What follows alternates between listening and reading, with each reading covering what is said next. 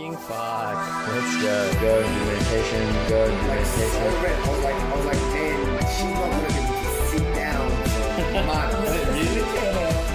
Masturbation. Before we wrap up, I want to get my religious frustration out. I wasn't empathizing with Hitler. Fucking fuck. Anything you want to do, you can. Be a professor.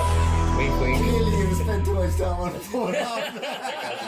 And we're back with what's that guy's name that I did the podcast with? Matt? I think it was Matt. he just crashed the party. He crashed the party. So let me just catch shit up. Greg and I have been going deep into many crazy things. Uh-huh. And then Matt just kind of appeared. Fucking Matt. The power of suggestion. I know you wanted to, have a divorce after your pastor, but to forget my name. Sorry, bro. I can't sleep, I'm playing hard to get. That's right. So Maz is here. So we're just going to continue the same trajectory. The previous episode. So this is going to be like a multiple episode storyline with Greg. Yeah. But we're just going to go off the back of Brazil. Let me just give a quick recount. So we have this guy called Greg, raised in a Catholic family in a segregated city in the States. Then he realized that he's like, I don't really fuck with these people.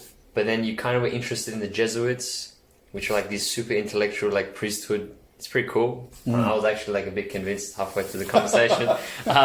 Sounds pretty cool. And then, teenager, he moved to University of Chicago. Yeah. Was it? Oh, eventually. Virginia, Chicago. So Virginia, and he wanted to do law, and then he fell in love with anthropology.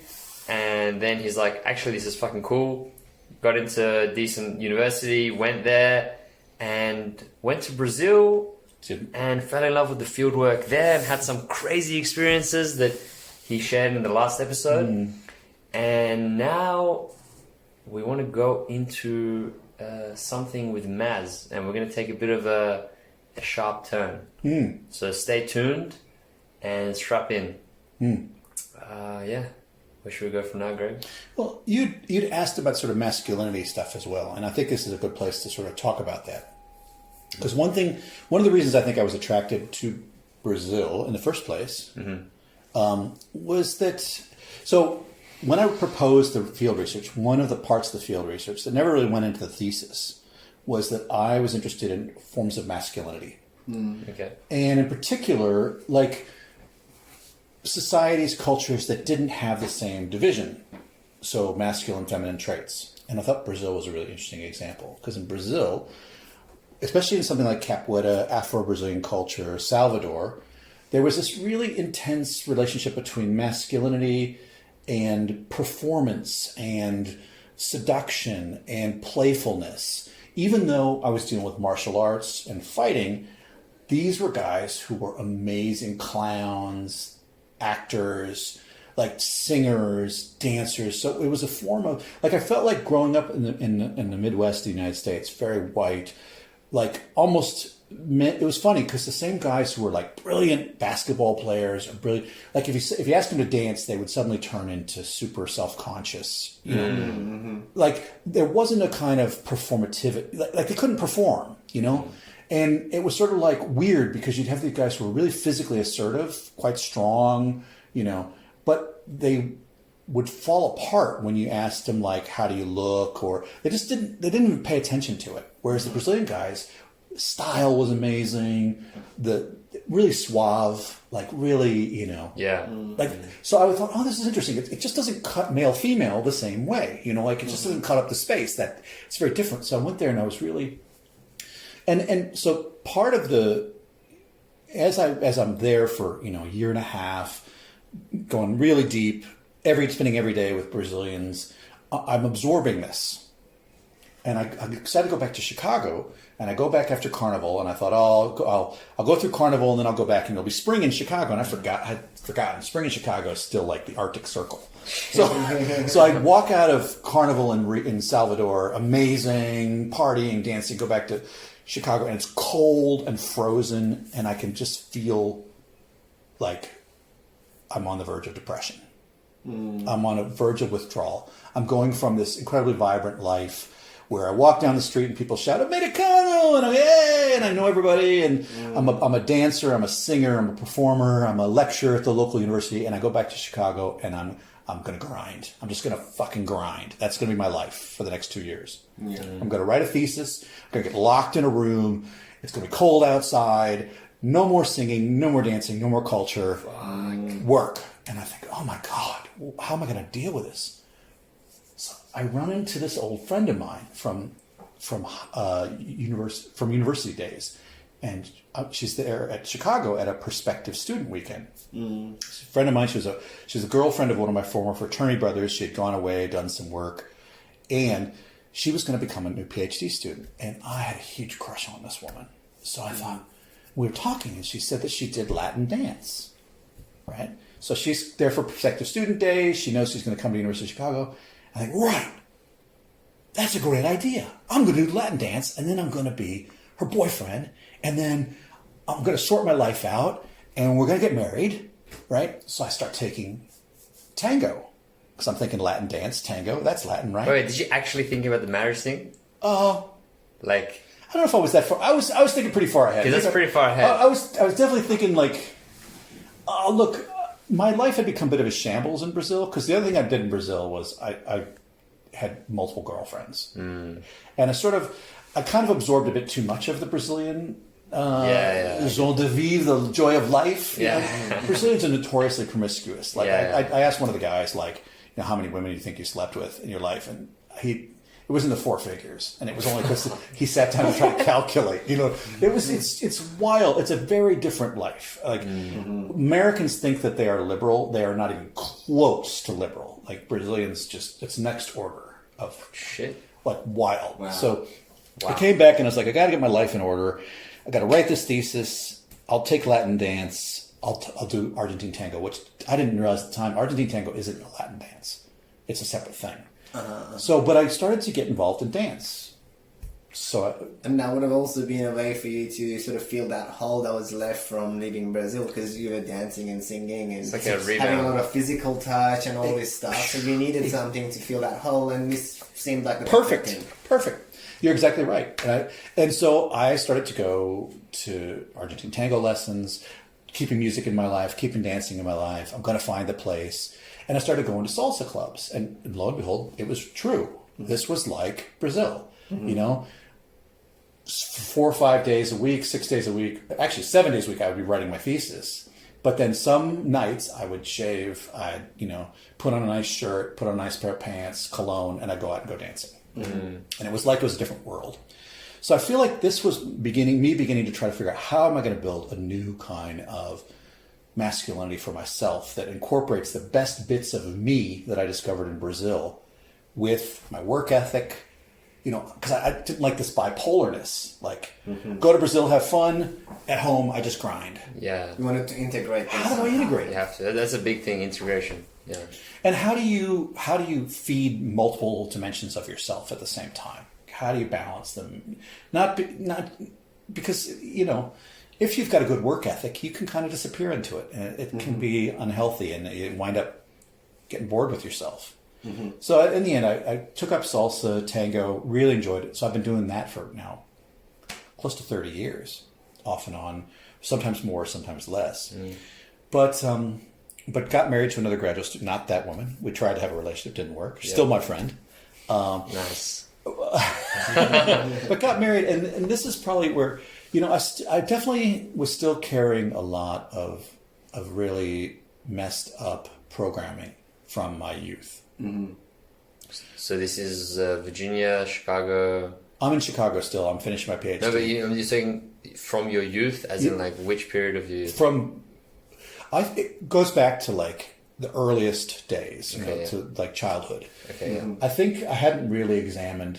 Oh, look, there's so much to say. I mean, I think that it's not till we start to have really intense relationships that we even get a chance to sort out stuff from our. Like, I always say that, you know, falling in love and having a serious relationship is like a growth machine. Yeah, absolutely. Because whatever insecurities you have, they're going to be in your face. You know, like if you've got an insecurity around self-worth, you know, you'll be able to fake it through 95% of your life, but not with your intimate partner. You know, if you've got a thing around body image, if you got something around, you know, selfishness or fear of vulnerability, it's going to come up in your most intense relationships. You know, it was coming up a bit in my work because I was doing my work with a level of commitment that was probably unhealthy. I was putting too much of my energy into, which got me through that PhD when, you know, 2/3 of the students dropped out. I was incapable of dropping out. Because you were so determined. This is like... That sounds like someone I know. No amount of suffering was too much. You know, like almost masochistic levels of like... Who's this guy? 6 books a week, no problem. I don't need to sleep. You know? And so I got through that. And also like really intense discipline. You know, I wasn't even drinking at that time. But you're mentioning these as bad things, right? Like in hindsight, they're detrimental, negative, chaotic. I think that they are tools. They are a good tool. They're a lousy master. Yeah. If you have that capacity for work and it serves you when you want it, it's great. If you cannot turn it off and it runs you, then you're in trouble. That's a good distinction. That's kind of we talked about this. Remember how it was like using your mind or your mind using you? Yeah. I guess that's what Greg's talking about. Yeah, so that we've makes sense. talked about this before. Yeah, it's the same. You're right, because it's the same thing like something like self-reflection. Self-reflection is an amazing tool, but it can become rumination, and it can become completely, you know, out of control, disempowering, corrosive. Yes, self-doubt. It can turn into self-doubt instead of being able to say, instead of saying, "Oh, I screwed this thing up. What did I do?" You're how did I screw this up? And you're always looking for the problems. Anyway, so I'm trying to figure out masculinity. You know, like what is Greg going to be like? I'm getting ready to go in my 30s. I've just been in Brazil. It's sort of blown my mind. I've realized that I got out of control with relationships. I didn't have the right kind of boundaries. I was not living up to the kinds of principles I wanted to have. I was lying to people. Could you tell us what those principles are? Yeah. Well, look, they've still continued to change. Well, at that point. Yeah. Look, I just was really uncomfortable with cheating on people and stuff like that, and I felt like I really wanted a good relationship. I'd always assumed I'd have a family. I always assumed I'd have kids of my own. And I wanted to build I wanted to build some of the good qualities of the family I grew up in, but without some of the restrictions, without some of the, you know, I always felt like if I could travel and if we could, you know, see more parts of the world, you know, and if it could be intellectually interesting instead of shut down, I want to build a family, but with those good qualities. So I really believed in kind of traditional, I guess I'm fairly traditional, you know, like I mean, I always envisioned having a relationship kind of like my mother and father. Look, there were lots of good things about my mother and father. I already complained in the last episode about like the oppressive religious stuff, but my mother and father are amazing. And, you know, like they're going on 60 years of marriage. They're deeply good people with a very good relationship. Yeah. And if I could be half the man my father was, you know, I'll be very satisfied. He was a really lovely guy, just so giving. That's great. So, you know, how do I do that? So I got married when I was still finishing up my PhD to a woman who was another student, and she wasn't a healthy woman. And if I had been more aware, I would have seen it at the time. That relationship was really intense. It got to the point where it was violent. She got very angry, and she would be violent. And, you know, there were times when disagreements would lead to people I shouldn't say people. She'd drive off, or at one point take out a 12-inch kitchen knife as a tool to sort of help up the level of intensity. It was really uncomfortable, and I endured that for about a year and a half. That kind of like level of, and I realized at the time I sort of was shutting everything down. You know, I was shutting down my communication with my parents. I was just working and trying to keep my relationship from blowing up. Super isolating, no friends, you know. Probably the lowest point, it's hard to say what the lowest point, there were a lot of low points. Yeah. We were living alone in a home, like we were house sitting for somebody while I tried to finish my PhD and she was teaching, and then I got my PhD, I got this great postdoc, went to New York City, but my home life was just a mess. You know, like it was, I would teach at Columbia University, which is an amazing place. And I was still doing amazing work, but then I would go home and it was an absolute nightmare. And there were times when the only thing I could do was I would take the two of us to a pet store because it was the only thing that could sort of calm down the tension. And about a year into the stay in New York, I had a revelation, and I realized that I was actually, I always kept saying, this is what every abused person says, I've got to figure out how to not make this person angry. Got to figure out how to not. So I had this deep commitment to relationships that I had, it was being channeled into the wrong kind of relationship. And I was stuck. And the stoicism and the strength that I had learned was being used against me. Just taking punishment, absorbing this. I feel like it's like a big trope of man must endure. He must endure. And you know, if a woman is angry with you, you probably did something wrong. Yeah. You know, think harder. You need to think. And she was brilliant, and she was psychologically brilliant, and she'd had a lot of psychology in her upbringing, so she was using a language of recovery and a language of growth in this whole crazy relationship. And so finally, one day I sort of put my foot down and said, you know, don't touch me. And it blew up, and she called a friend. She claimed I was abusing her, and I left, and I went and slept on my office floor, and I went online. I learned about certain psychiatric conditions that I had no awareness of beforehand that I think were happening. I called the police. Police took me to the apartment, got my clothes out, said, look, you know, it's my apartment. I'm the one teaching here. You have to go. Fortunately, she had a postdoc, and she left. And I started therapy at that time, and I was still in therapy. And I remember when finally I moved, because I was living on people's couches or sleeping on my office floor with a trash bag with my clothes in it while I was teaching at one of the most prestigious universities in the country. My life was like this. Yeah. And I was trying to figure out, like, what did I do wrong here? Why am I in this situation? How, you know, and I couldn't put it all together. And eventually, when she moved on and I moved back into my apartment in New York City, I felt like I was walking 10 centimeters off the ground. I just felt like this huge weight had been lifted off of me. I was just, I went dancing again. I went dancing 2 or 3 nights a week. I was in this intellectual environment. It was amazing. And I didn't complete the work of recovery. I didn't complete the psychological work. I thought since she had gone away, the problem had gone away. The problem was it hadn't. I had the beginnings of a language to think about what was it about me that had caused that to happen.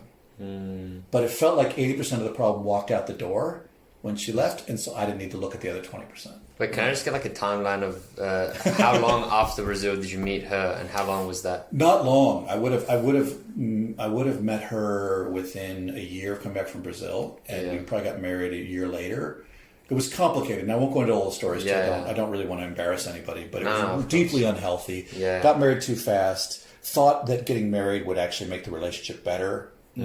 Always a bad idea. Like, I feel like that's more common than you think. Like, it is. That's it is very a lot common. more common than you think. People sometimes say, "Oh, if you have a baby, it will make our relationship better." Which, oh man, my mind gets blown. It is.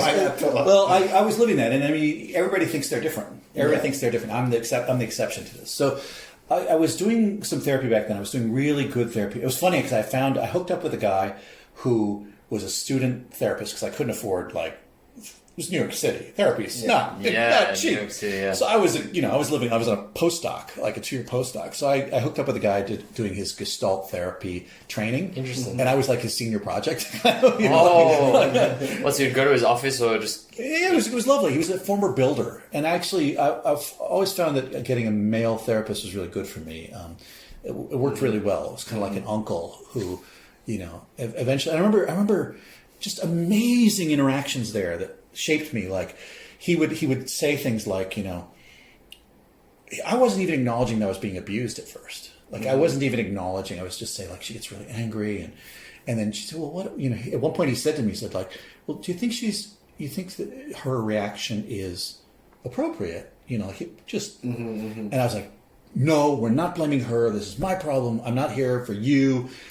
for you and I to team up blaming her. I'm here to fix what's wrong with me. And Interesting. Yeah, it was really interesting. I was playing a victim. totally. mentality. I was almost siding with the perpetrator. Yeah. In the therapy, but then at a certain point, I think I was emotionally shut down, and I remember telling him about a situation. He says, "Just hearing about this makes me want to cry," and then I just lost it. Like he said, because Gestalt therapy, you use your emotions to gain insight into the other person's conditions. So as a therapist, he was willing to share his emotions with me. And he said, he said, "Do you mind if I tell you how I'm feeling?" He said, "When you describe this, I feel so sad." And I could see him, and his face looked sad. And I started just crying uncontrollably. Like I had all of this unaddressed, stuffed down pain. Pain at my failure to get a good marriage, pain at how I was treated, embarrassment. I was going to have to go back to my parents, my Catholic family with no divorces, and say that my marriage was irredeemably just a mess. And there was no way I could, and I remember telling my mother what was happening. And it was so funny. She's like, "Oh, I'm so relieved." I'm like, "What?" I'm like, "I'm getting abused, Mom." It's like, no, I'm just so relieved because you were so quiet and I didn't know what was wrong, And I was so worried that she would think, "Oh my God, he's getting divorced." And I think she was, I know she was worried I was gay. That's what she was so worried about that. And I was like, "Ma, it's nothing to do with anything. I'm dealing with trauma and I'm afraid to..." I was so ashamed of what was happening on multiple levels. Ashamed because I wasn't able to, stand up for yourself. Stand up for myself. I wasn't able to do the right thing. She was getting angry at me, and I felt like I was thinking it was legitimate. Ashamed that here I was, the only one in my family who was going to fail at getting married. Just so many layers and layers of it. Layers. It's just I just want to mention the crazy thing is objectively.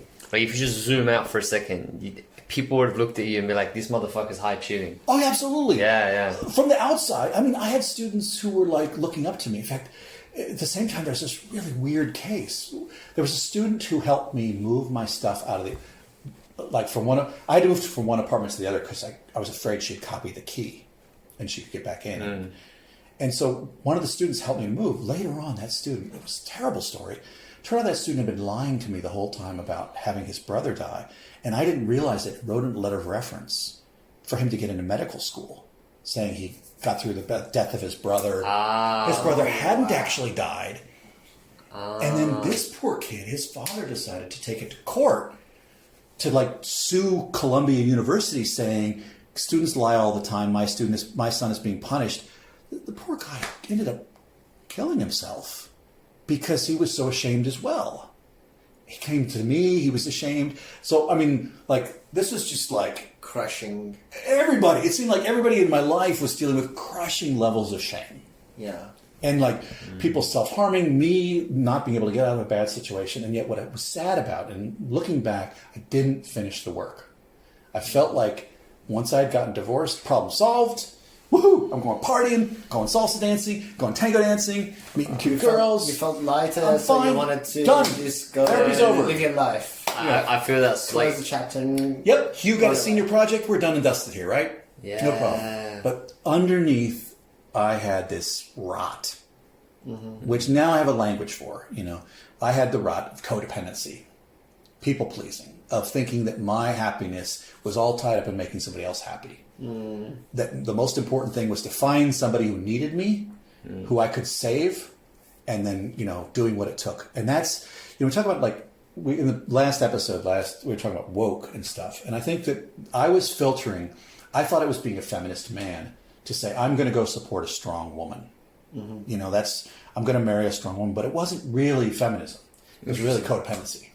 Wait, can we just pause here? Whoa, yes. Yeah, because that hit a string. That hit a string with me. Oh, yeah? I always thought it was just my sexual preferences, but maybe it is, maybe it's not. But this idea of strong woman and me identifying with feminism, what you just described, I was like, shit, fuck, man. Well, here's what I found out, and I had to make the same mistake again very badly before I would learn.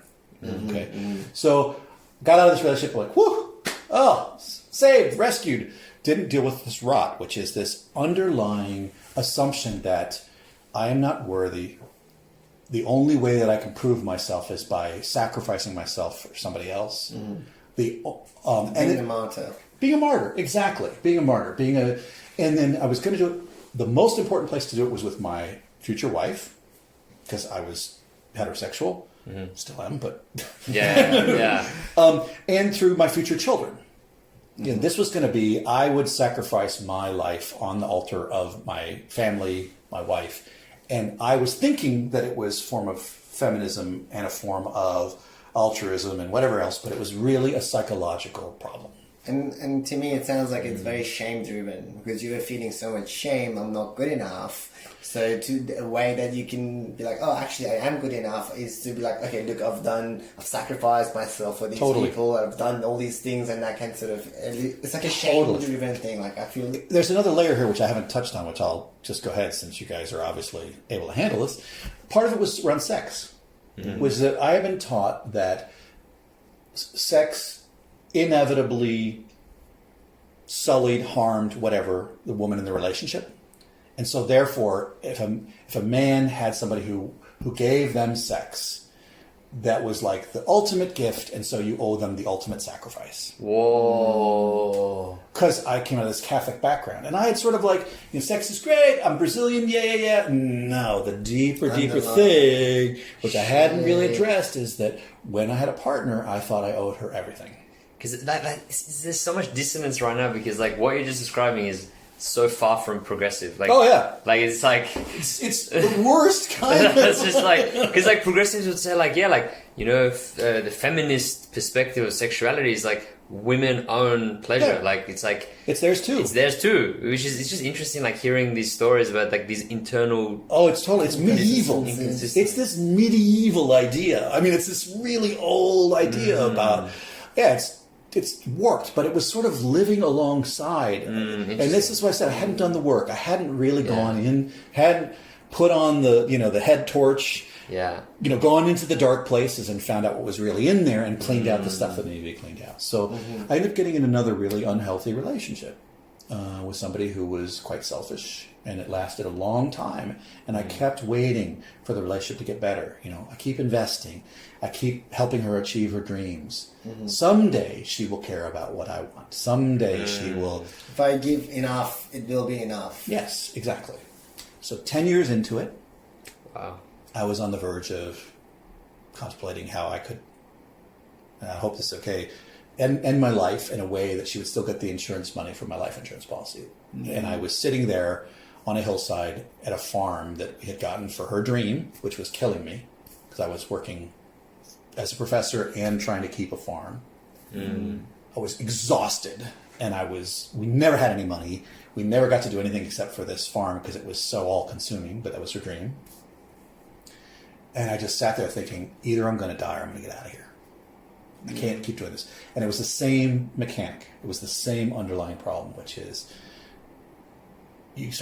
I've signed up for sacrifice, and it's hard to put a boundary on that. If I really believe that was how you show love, sacrifice.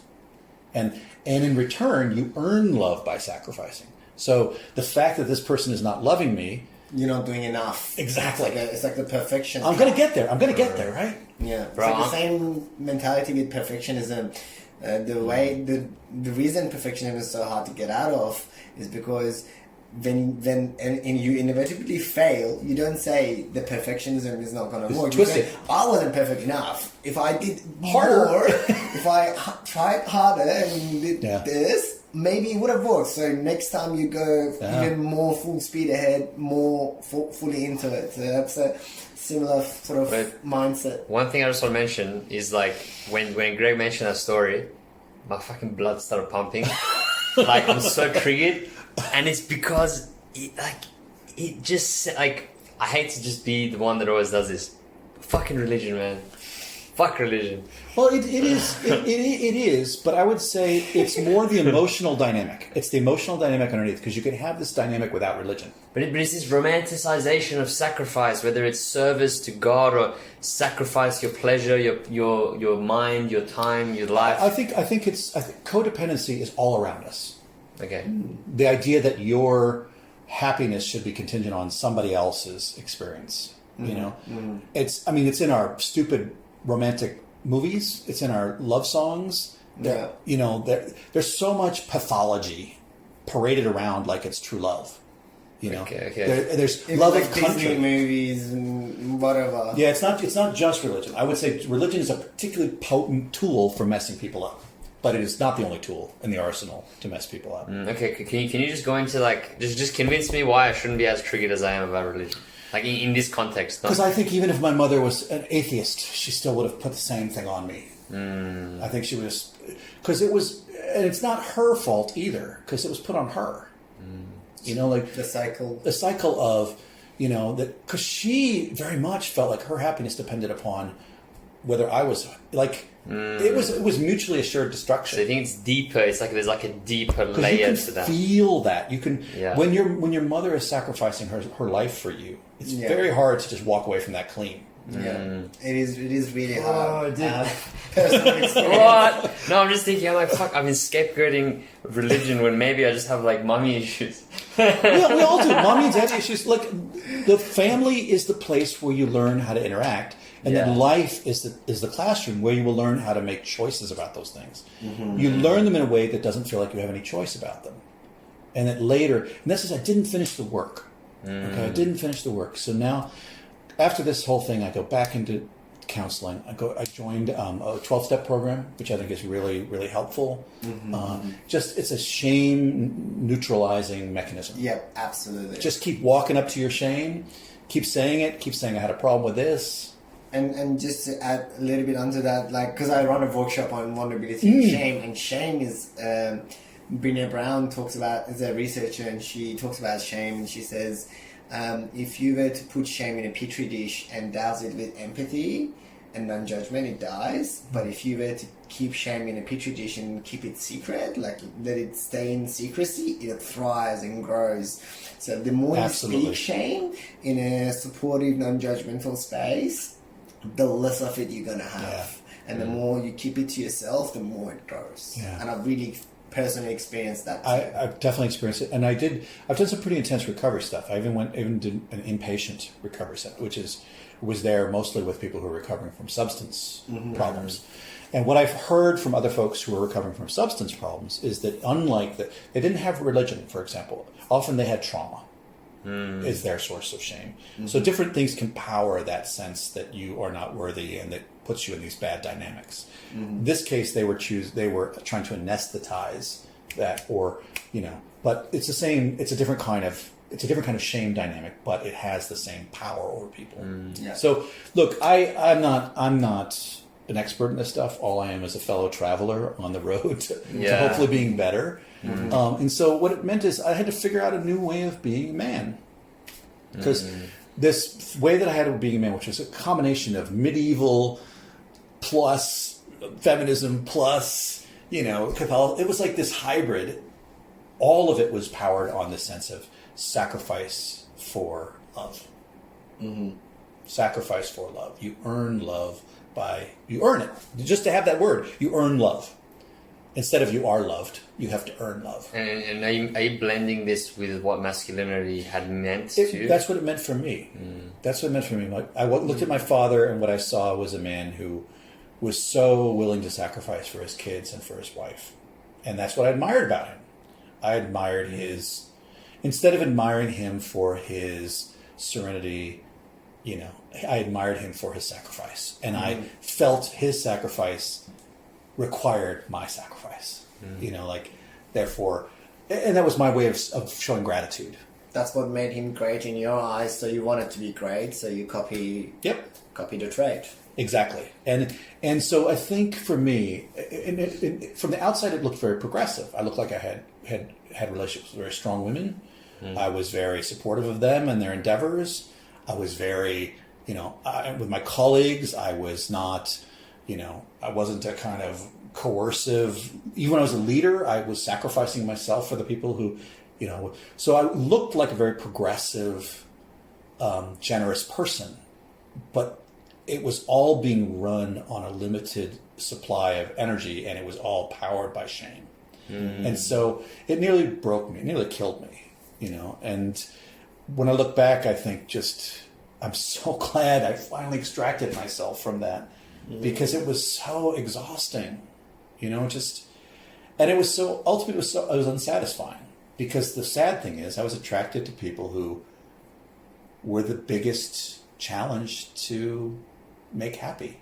Because what could prove my masculinity more than satisfying the most hard to satisfy person?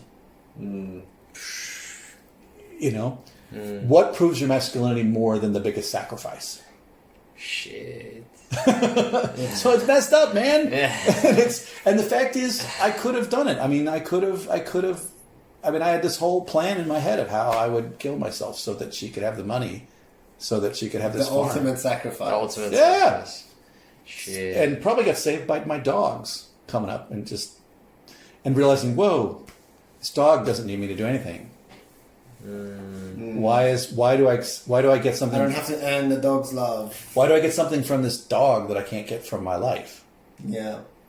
Wait, like the reason I'm reacting like this is just because I resonate very deeply with the things you're saying, and I think on a societal level, if we all just take a second to just reflect about what masculinity means, what you're describing applies to many people, I think, and that's why I'm like, I've never phrased it in the ways you've phrased it. Well, thanks. I mean, it's something I'm still trying to figure out. And I'm hardly at the end of this journey, and and I mean, it's complicated, because I think also when you're sacrificing, I was probably pretty good. Not always. I think when you're sacrificing like that, it also makes you very intolerant of other people's suffering. How can you be suffering? I'm suffering so much Because you worse. do comparative suffering, right? Yeah. Hey, I've suffered 10. You're only suffering 5, so Yeah. What are you you don't complaining have about? nothing to complain about. Exactly. Yeah, I just want to play devil's advocate because that's just what I do in life. I can hear voices in the back of my head that, in terms of like rebuttals to what you're saying, and which is that is the backbone of the family. And men have to be strong. Men have to be sacrificing. If a man doesn't, it's like I've seen these short like YouTube videos of like Jordan Peterson, like men are in the rain fixing the power lines. Like men are always putting bread on the table, which is like I'm not against that. I'm not like anti-man, but I'm like that is a clear rebuttal to what you're saying as like you're challenging masculinity. But many would say that is what has allowed us to build empires and buildings and grow the population of the world, because men are men, and So what do you guys have to say about that? I think those two are not mutually exclusive. You could be a man that's doing stuff, but you're also doing it from a place of I love what I'm doing, and I'm doing it because I love it. I'm not doing it to sacrifice myself to gain love. There's the reasoning behind the doing. It's not just the doing. I think you could have someone do the same thing, but the reasoning underneath can be different, and that creates a different health for the person that's doing the thing. That's what I think. Yeah. Another way to think of it too. I like that. Another way to think of it is, do you feel like you can choose or not choose to do it, or do you feel like you have to do it? And when you do it, choice. Do you feel like resentment because it is demanded of you, or do you feel a sense of accomplishment? I was the one who stepped into the gap. There's a real difference in the way that can feel. Yeah.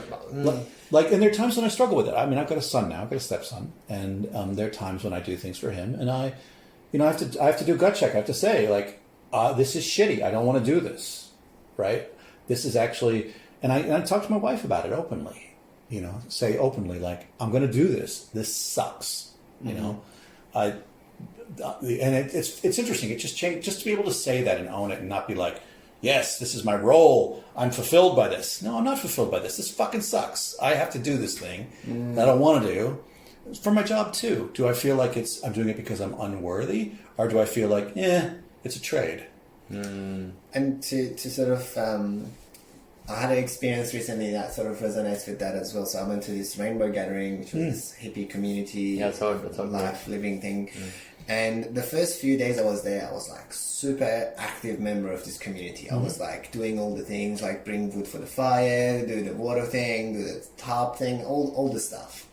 And then one day I was just carrying some wood, and I look in the side, and there's a brother just lying down, reading a book, having a nice relaxing time. And then in that moment, I felt resentment towards this guy.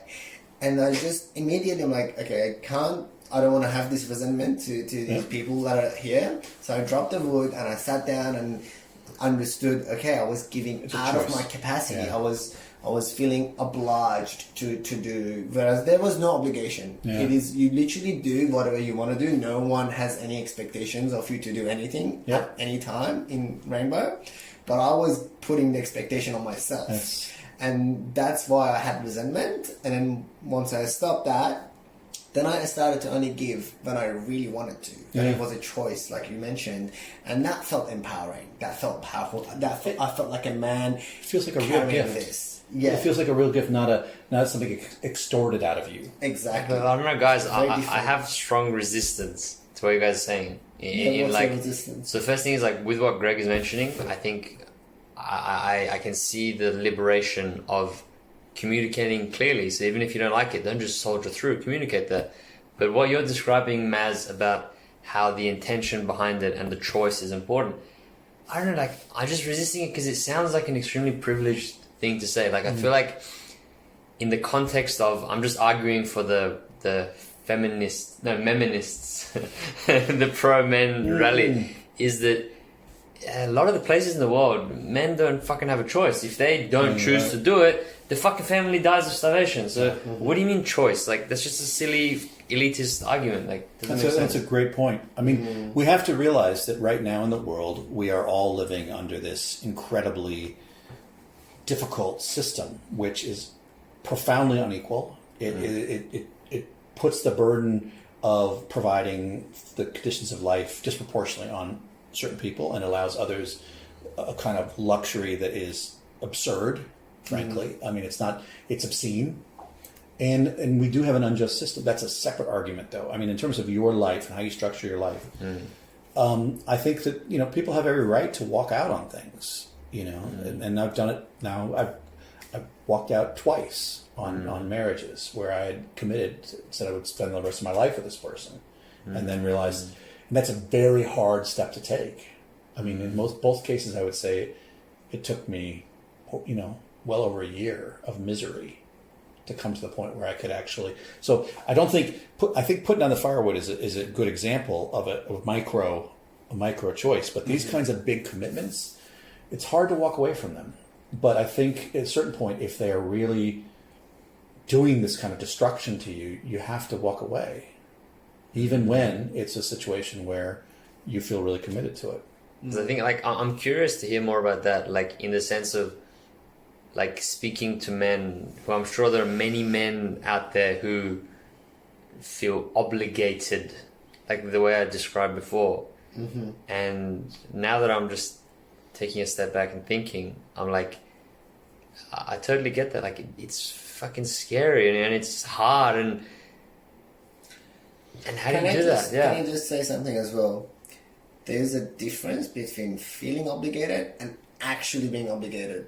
But subjectively, it's the same though. But sometimes the obligation is internal. You putting this on yourself, and sometimes the world is putting it on you, and that's completely valid too. But sometimes you putting it on yourself. So I think if you were to distinguish it, a lot of those people would become free of that obligation if they were to actually examine it. Is it actually obligated from me, from the external world, or am I putting that on myself? I think on this note, I have a question to Greg, exactly based on Maz's distinctions and based on your own life experience. How do you distinguish the difference between the two?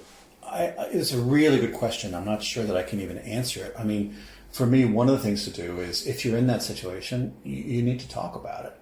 You need to actually explore it. And the way to do it, it's kind of like the petri dish. You will not feel better by not thinking about it. Yeah.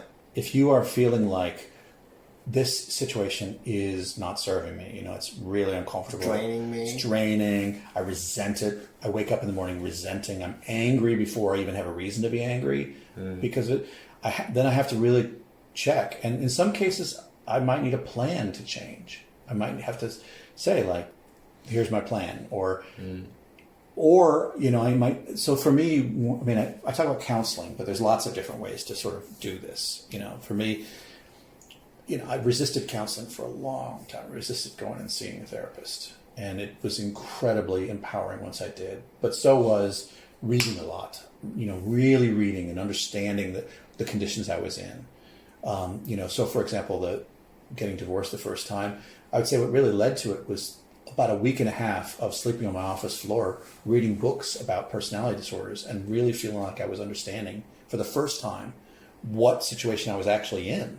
Because prior to that, I didn't really understand the situation I was in. I did not understand how I could be wired into a relationship with somebody who was making me feel crazy, you know. And that took me. So I think to guys who are in that situation, I mean, what I would say is for me, learning my way out of bad situations has always been really important. Realizing that if I'm stuck in a situation that's uncomfortable, there's probably something I need to learn, whether it's through reflection or through actually going out and reading and, you know, checking out other people's stories. You know, it's really crucial. Talking to folks who are in similar circumstances. I mean, the one thing that doesn't seem to work is just soldiering on grimly. Yeah. And I think the talking one, I think I want to like emphasize, I think that's really important, because when you are in a situation, you are too closely involved in it, so you can't see the whole picture. Like, you know, if you stand next to a big building, like right next to it, you can't see much of the building at all. But if you take like 20 steps back, you can see a lot more of the building, and someone else who, you know, a friend or someone that you trust, and they can see that perspective that you just can't see when you're in it. It's really true. I mean, I have friends, for example, who are in relationships, and they come to me and they, you know, they talk about, oh, this is a problem, and you say, well, have you tried this? I can't do that. You know, I can't do this. I can't do that. Well, hold on, time out. You just told me you're miserable. Like, why won't you try other things? You know, well, but he said this thing this one time. I said, yeah, it was 6 months ago. You know, like, you're both, you know, why, it's sort of like I think of the Labrador, there's just a meme of a dog sitting there by a fence, and the gate is open, you know, 1 meter to the right or left, and, you know, but the animal's sitting right there and only thinks about going through to the thing that it wants to get instead of how it could turn. Look, I don't want to make this too metaphoric. I mean, I'm not sure what it takes, because what it's taken me in the two situations where I was truly miserable was getting so miserable that I just couldn't see. I you know. And pain is a very strong motivator. I think most of what has ever happened in the world, there has been pain motivation behind it to get it done. And a lot of it. Growth, I mean, growth is a response. I mean, you think about it. I've even got the tattoo. Everything good is hard to get. It takes it. And I don't think, I mean, like, religion could be a route to growth. Unfortunately, a lot of the religions that we're surrounded by are not. You know, philosophy could be a route to growth. Unfortunately, the philosophy we encounter tends to be pretty sterile. You know, like, we could build a growthful society. We could build a society where we talk meaningfully about things that are wisdom, you know, but instead we just try to sell shit to each other for the most part. I mean, this is, I think about, like, you know, I complain about where I grew up, going to church every Sunday, hearing a homily.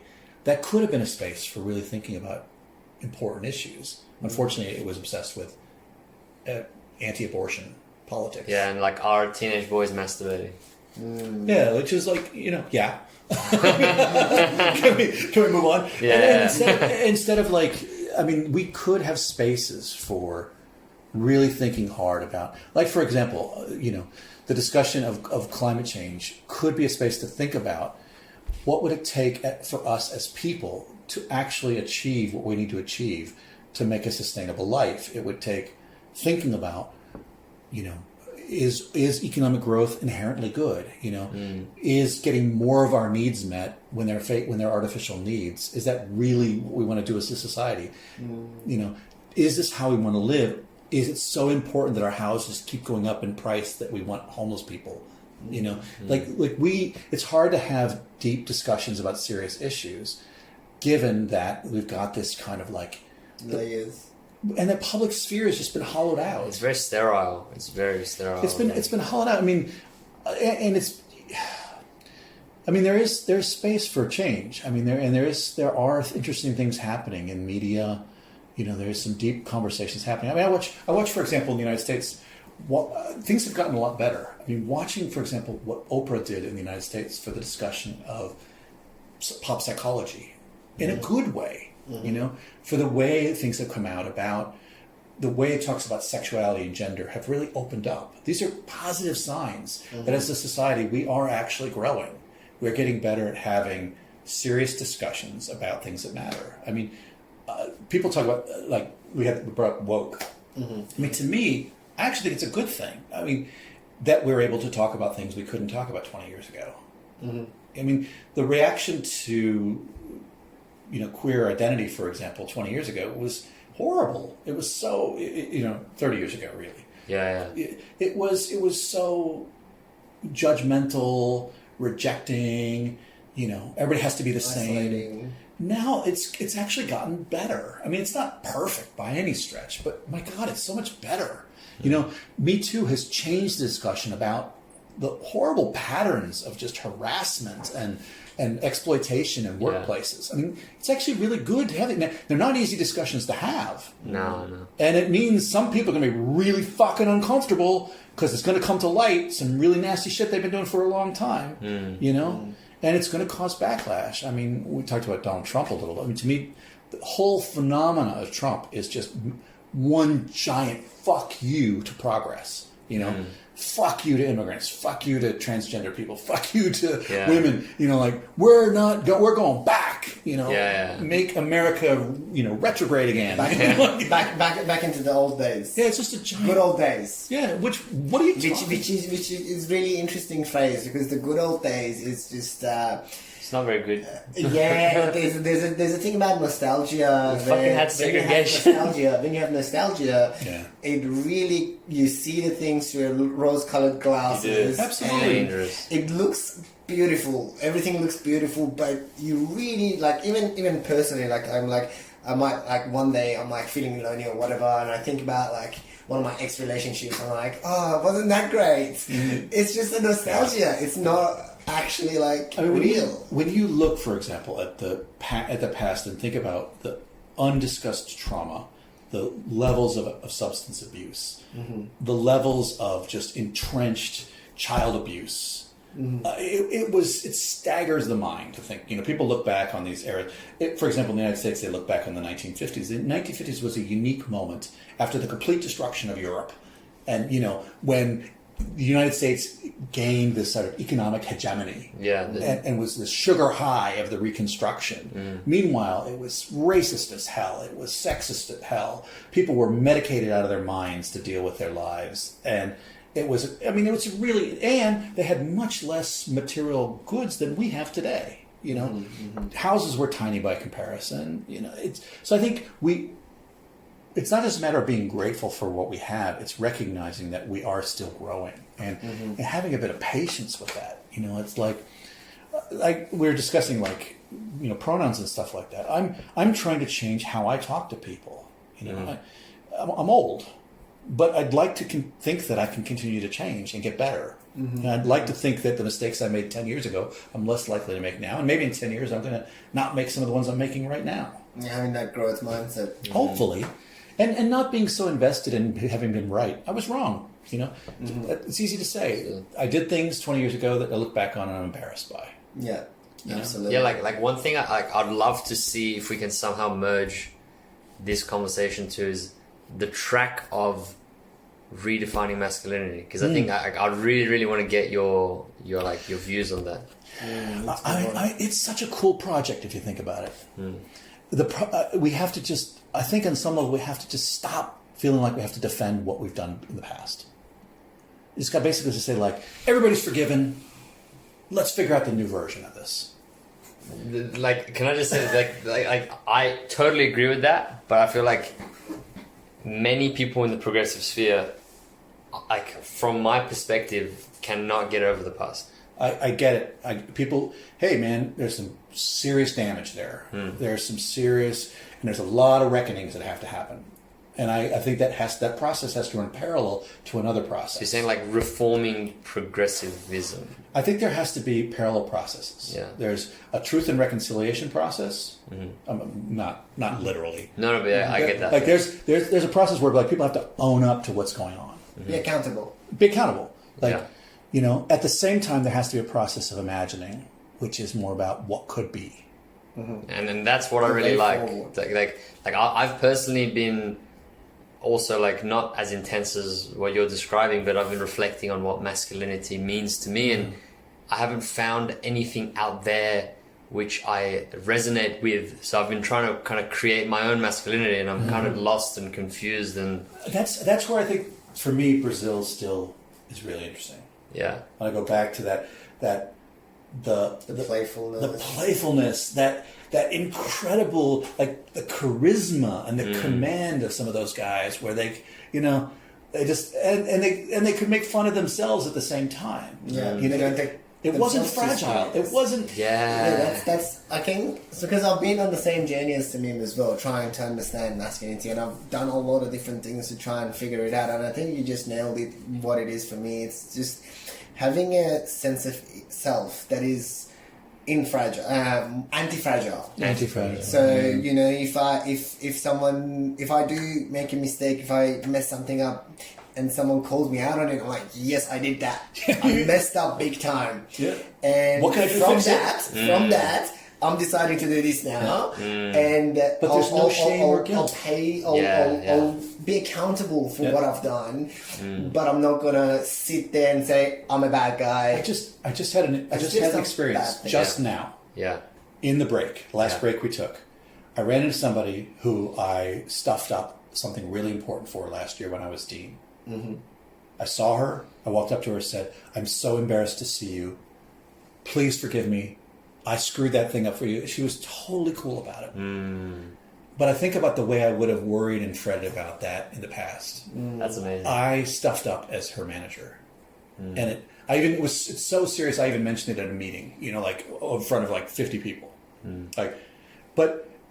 And I just said to her, I said, "Whatever you need to make it right this time, you come find me." Yeah. Right? I'm gonna go to bat for you, and I feel empowered by that. That's empowering. You know what that sounds like? It's like a distinction between guilt and shame. So guilt, I did something bad.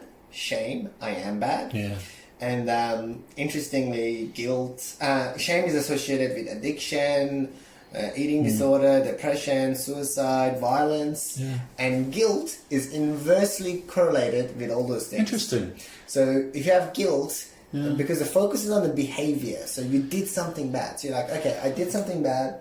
I'm gonna make amends by doing something better. But as shame is like, You're I right. am bad, And so I can't get better. I didn't need to hide this problem. So when the subject came up at a meeting, I brought up how I failed in front of everybody before I even had a chance to talk to her.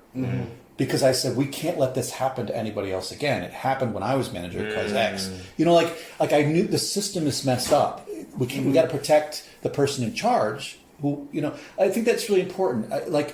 The faster you own the mistakes, the faster you can fix the mistake, but also the faster you can find a new behavior. Yeah. You know. Okay. Yeah.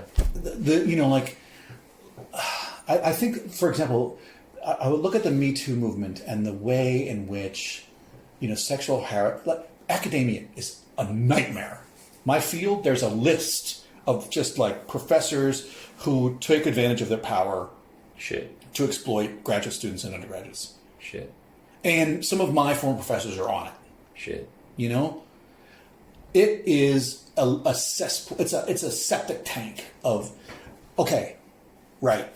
We got to own that fast because we have got to find new ways to make sure that we don't do this to another generation.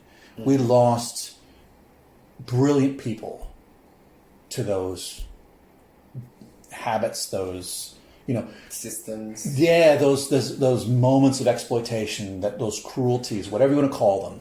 We lost God knows how many good people that we could have as colleagues now because of that. We have got to just I mean, that's why to me, like, if I have any problem with wokeness, it's that it's not enough of a commitment. It's too shallow. It's not asking enough. That's interesting. Like, I want more than wokeness. Like, waking up is the first thing you do in the day. It's not the whole day. So wake the fuck up. Let's get to work. Let's find the new habits. Let's let's go in the basement and clean all the shit out. Right? Mm-hmm. Like, to me, getting woke is like the first thing. It's not the agenda. It's not the end goal. No. Yeah. No, I like that, because I think a lot of criticisms of, quote unquote wokeness is like virtue signaling and moral superiority, and it's kind of, I like what you're saying, because it's the fact that, like, it's a one thing to just criticize and identify, but it's another thing to actually go out there, get your hands dirty, make a change for good, have impact, and that's not a criticism of wokeness; it's criticism of fucking society. Well, the responsibility is differently distributed. Mm-hmm. Like I am disproportionately in a position where A, I got skeletons in the closet, and B, I can do work to change that. Mm-hmm. Mm-hmm. If you're in a position of power, it's especially incumbent on you to get to work. Mm-hmm. And so I think wokeness can feel like a symbolic victory given to the weak that the powerful just try to stay away from. Interesting. Yeah. And to me, it has to be deeper than that. So yeah, can it be annoying when somebody is criticizing you? Of course. Is it the worst possible thing that can happen to you? No. Like, there's way worse things that can happen in any day. But I think it comes back to what we just talked about. It's like, people are so offended and scared by it because they're so fragile. Yeah, if you've got like that anti-fragile sense of self, criticism doesn't actually make you defensive or make you lash out. Criticism makes you, okay, is there something that I can do to improve myself and to be better?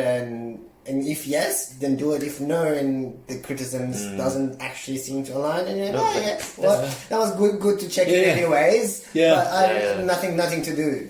I mean, I think if you have less shame, then you don't have to defend what you've done. I mean, that defensiveness is so.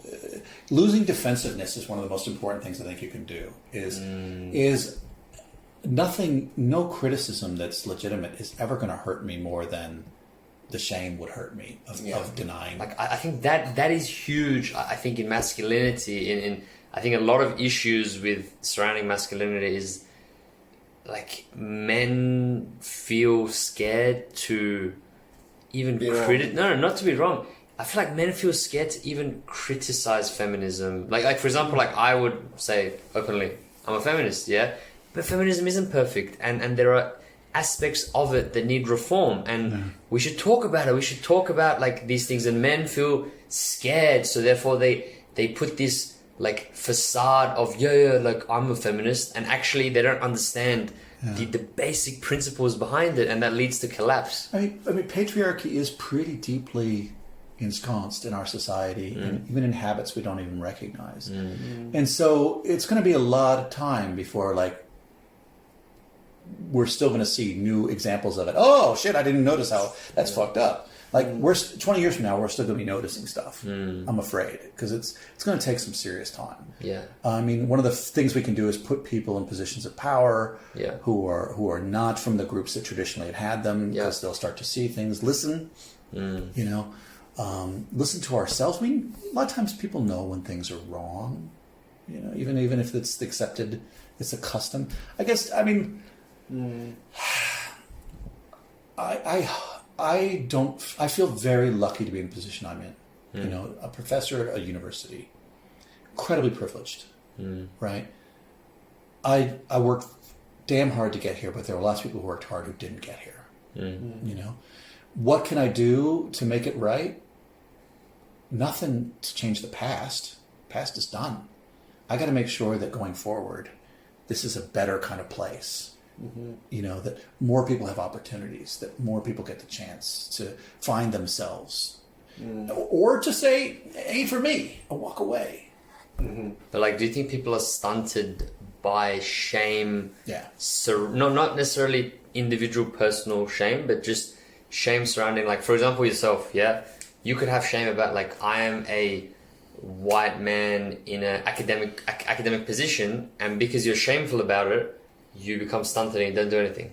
I could, and I suppose there are people like that. But I mean, it's just a statement of fact. Yeah. You know, like, I think that, I mean, I'm proud of the fact that I can mentor people who are not like me. You know, I hope that folks who don't see their identity mirrored in me can still see me as somebody who could, but not everybody. There'll be some people who can't. Maybe I remind them of somebody who was terrible to them, you know, and I have to be okay with that. I have to be okay with folks who just say, no, not for me, you know, but at the same time, I hope that I can support and mentor folks who are different from me, who don't have the same life experiences. And in the process, I'll learn and grow. I mean, I've had queer students, I've got, you know, and I'm learning. It's actually amazing, the opportunity it gives me to sort of see parts of the world that were invisible to me in the past, and it's really wonderful. But I do think that defensiveness, shame, these are all these defensive emotions. You know, the easiest thing to do is to start to teach ourselves to recognize that we're invulnerable to that.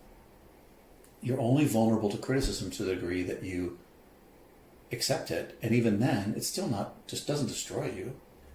You know, if anything, it can be your teacher. Yeah. You know, like if my wife comes to me with a problem, something I've done, it's still hard because I feel like I try so hard to be a good husband, but sometimes I have to remind myself she still gets to criticize me, and it doesn't mean I've failed.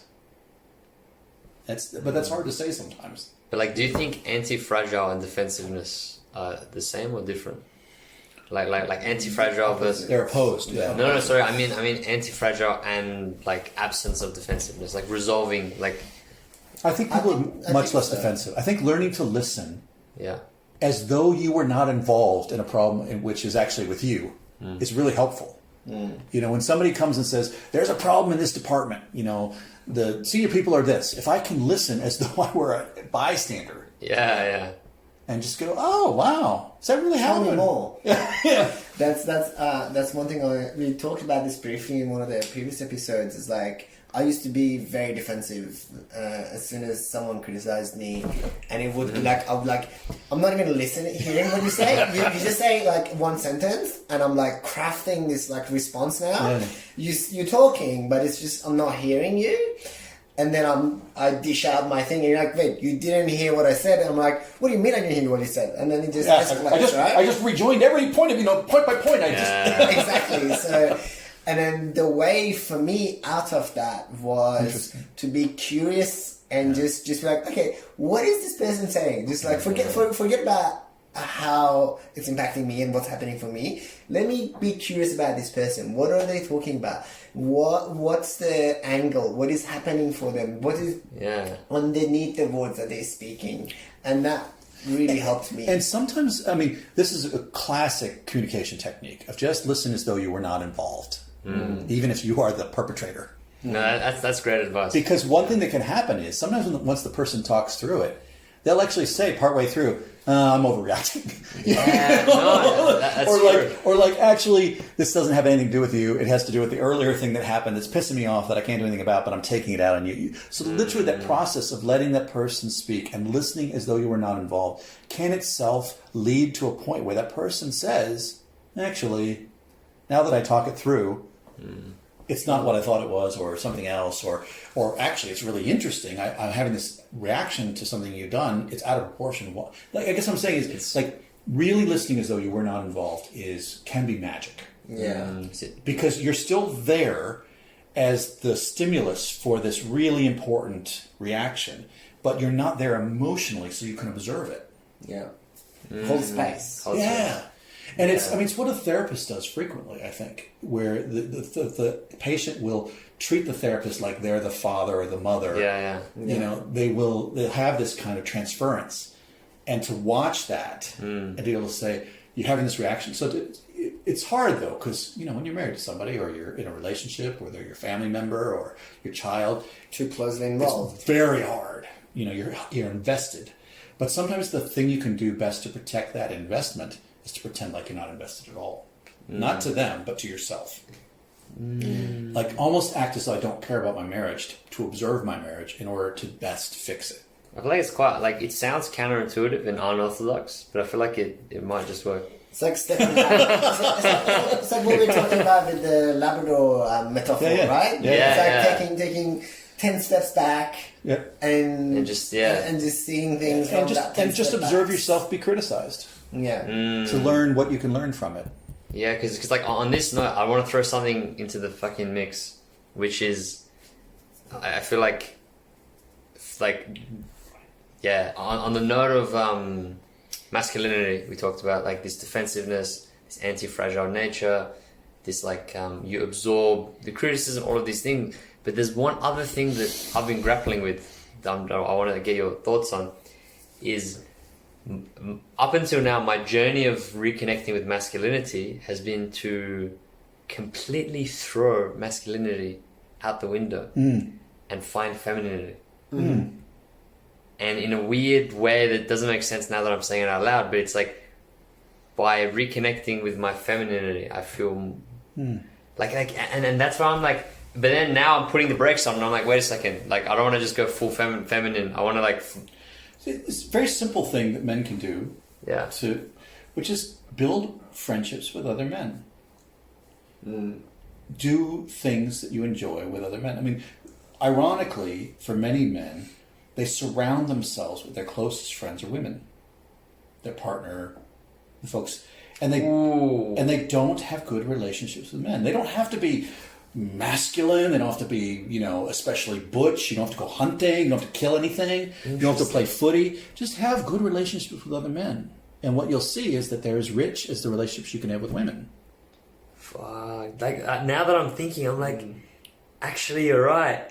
Like, just build good relationships with guys. Just sit down and talk with another man. It's a sad thing, especially when you get married. It's even worse because the women, in many cases, women in Western society, I don't know how it is in other groups, the social life is controlled by the wives and the mothers, and many men sort of push the responsibility for social life on the women. So what you wind up with is a bunch of guys who hang out together only because their wives are friends. And they don't feel close, so they don't feel like they're having deep friendships or relationships. I feel like you sound like a whistleblower right now. Like, this is like huge. Like, I've never heard this before, but it makes so much sense.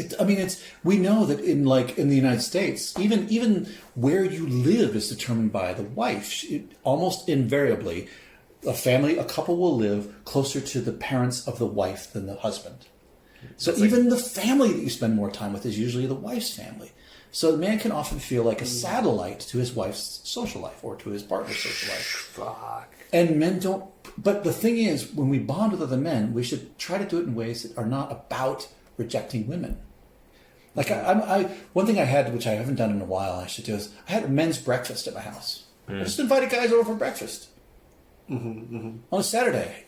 Cooked up a big bunch of, like, an egg casserole, some focaccia bread. It was great.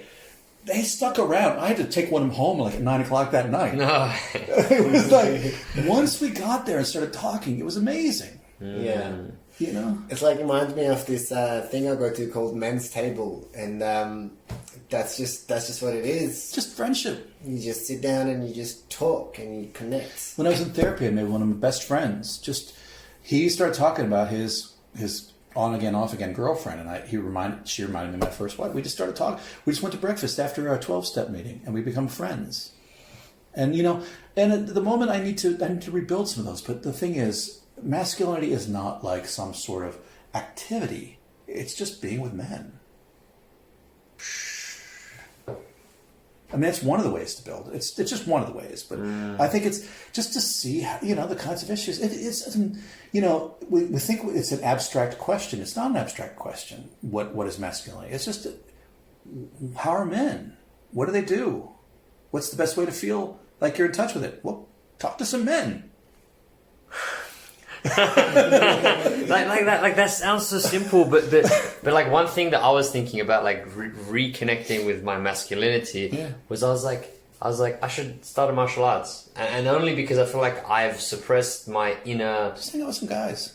But you don't think there's something about, like, for example, men have always been like fighters and aggressive, and like by reconnecting with aggression, they've also always been scribes and artists. They've always been priests. They've always been musicians and dancers. Like, just find some guys you enjoy hanging out with. You know, who aren't toxic. Find some guys who you can share good and bad with. Find some guys you can actually just talk with. And I guess I was going to ask, like, why do you think it's important to reconnect with masculinity? Like, what, like... Why? I just think it's healthy to have... I do think there's slight differences in the way men and women interact. I haven't figured it all out. But I know that when I hang around... Like, a lot of my friends are women. Yeah. And I know that when I hang around them a lot, I do feel like a visitor. And I'm translating to them. And when I'm around other guys, there is a certain kind of relaxed informality that is there. And it's different groups of guys. You know, in some groups of guys, it's very intellectual. In some groups of guys, it's really just, it's kind of not a lot of speaking. You know, in some it's quite cliched and formulaic, but in a comfortable way. Just the more you have, the more you build friendships, the more you will. And, you know, for a while, some of my best friends were gay men, and there was a totally different way of relating to them.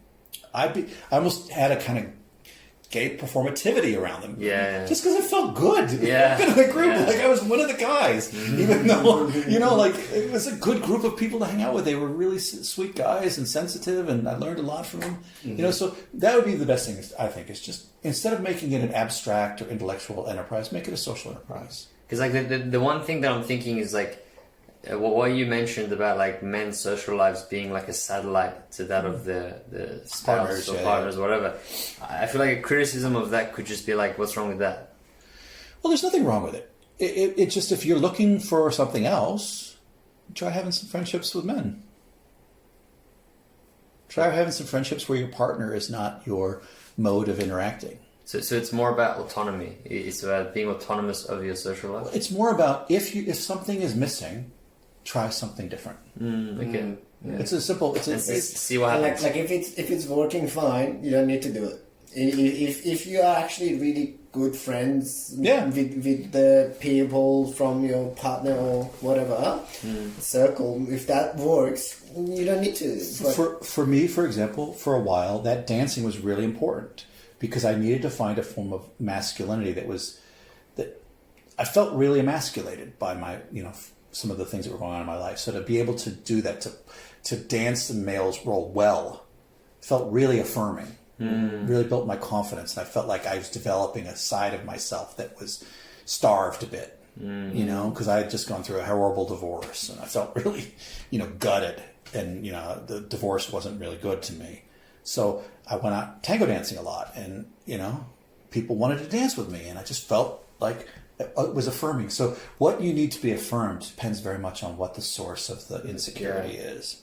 You know, it might be something that's missing from your life. It might just be social life. It might be, you know, I don't know. And it might be the physical strength as well. Like, so what you're talking about, like going, doing martial art, or and it could be like if that's what's lacking, then that's what's needed. So if the social is lacking, the social is needed. So it's about correct diagnosis, or feeling like you can't share what's really on your mind. Sometimes when you're in a relationship, for example, it's just nice to have somebody who's on your side. Yeah.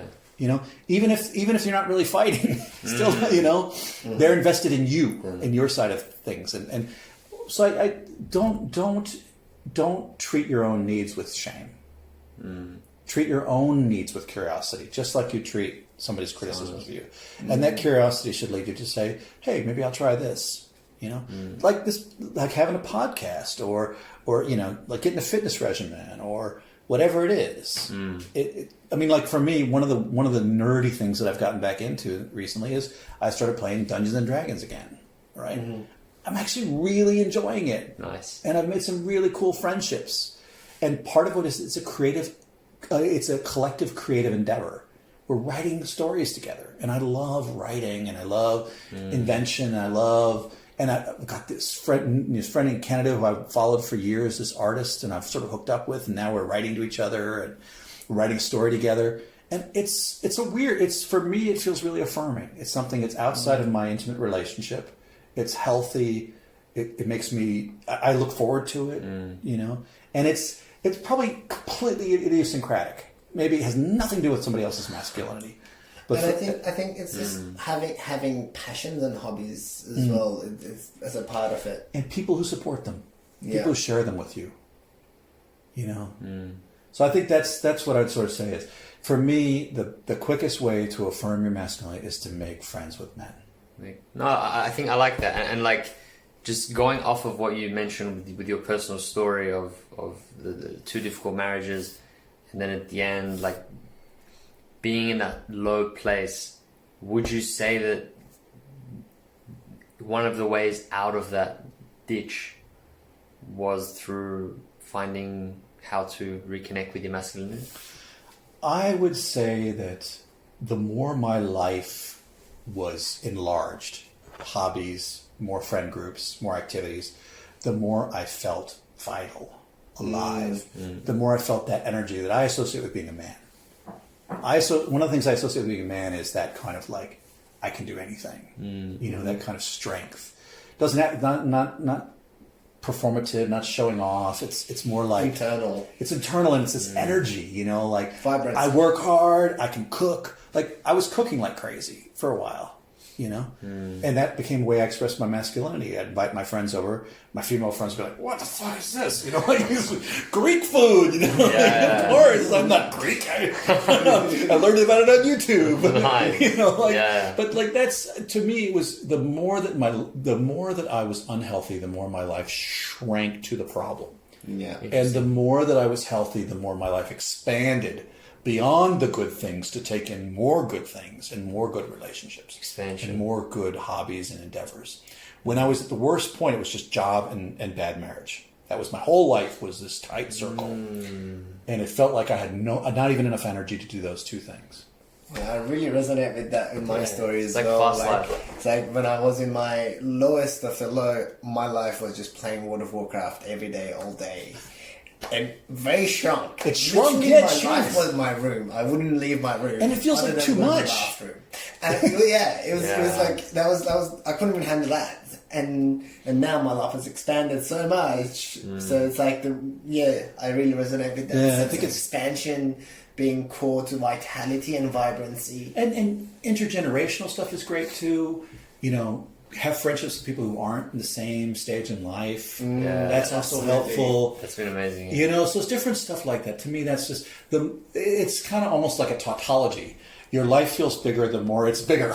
You know? The Cycle. More, yeah, the more you do, the more you feel like you can do. You know, Yeah, it's totally yeah. tautological, but it's ironic. It becomes a kind of self-fulfilling Prophecy. Yeah. A self-fulfilling expectation. I expect my life to be shrunken. It is shrunken. I expect my life to be rich, and it suddenly grows richer. And I keep reaching out and trying new things. So to me, that's part of being a man. You know, go back to the last discussion we talked about risk. Yeah. I don't take risks just for the sake of taking risks, but I take a lot of risks for the sake of what I think might be there. And you know, making friends, reaching out to new groups, these are risks. And I do it because I want to expand my life. It's worth risking for. Yeah. That's it. Yeah, risk by itself is weird. Yeah. You know? Yeah. It's like just like walking on the edge of a cliff just for no reason. It's Yeah. stupid. I mean, if I've got to get somewhere and that's the only way to go, hell yes. Yeah, exactly. No, but I think I get what your distinction was. Yeah. It's to be like the purpose, intentional risk taking. But no, I like that. I think this is a good place to wrap end. up. I'm just looking because I'm afraid I have to go soon. Oh, he's got. This has been amazing to talk to you guys. Thanks. Thank you so much for giving us your time. And Oh no, this has been fantastic. No, I had such a good time. Come by and get coffee. We'll talk more about psychology and cognitive science. Yeah, for sure. definitely. We'll be back for sure. It's As on long the as red. you'll have us, we'll be back. It's on the radar, guys. Greg will be back. You know, it's like when they release those like movies and like the Marvel be movies. It's like, continued. to Oh, be yeah, the continued. teaser. It's like Greg will definitely be back. If, I'm like Nick Fury wandering at the end. Actually, it is. We need to get you an eye patch next time. We need to get you an eye patch. But that's it, guys. Greg, do you have anything to say before we go to the No, listeners? look, it's been a pleasure. I hope everyone's doing well, and yeah, I guess it's a great note to end on. Nothing I thought of before, but you guys are inspiring. So, Lovely. Thank you. Thank you. Awesome. Likewise. Thank you. Likewise. All right. See you guys. We might not see you again. All right. Bye. Bye. Let's go. Go do meditation. Go do meditation. I was like, man, she's not gonna be able to sit down for months. Masturbation. Before we wrap up, I want to get my religious frustration out. I wasn't empathizing with Hitler. Fucking fuck. Anything you want to do, you can. Be a professor. Wink, wink. Clearly, you spent too much time on Pornhub.